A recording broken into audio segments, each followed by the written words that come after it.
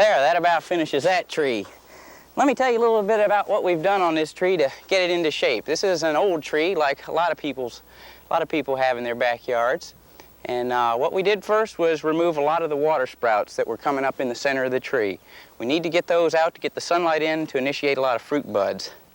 Next thing we did was take out no more than 2 or 3 large branches for the tree. And a large branch is determined by the size of the tree. When you saw those off, you want to be careful not to leave stubs there. The stubs will die back, give you a rotten area in the tree, and then you'll have trouble keeping your tree alive. Saw them off just at the collar here, right at the base. If you saw it off too close, we'll have too much of an injury. Next thing we did was remove branches that had weak or narrow branch angles. These tend to build up bark in the center there, and as a result, we get a weak branch, and the branch can tend to crack off, particularly when we've got a heavy fruit load. Next thing we did was go up into the top of the tree. Old trees tend to get pretty high. What we did was try to bring the top down a little bit on this tree. And you do that by cutting a branch off to a lateral that's gone out away from the center of the tree.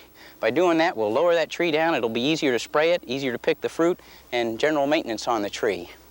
The last thing we did was work on this tree to thin it out. We wanted to remove some of these branches that are getting a little bit thick with spurs and so forth on the tree. There, that about finishes this tree. All we've got to do is thin it out a little bit more next year and we'll be in good shape. Now all we've got to do is make sure we get our dormant oil spray on before spring. If you have further questions about pruning fruit trees, contact your local county extension office.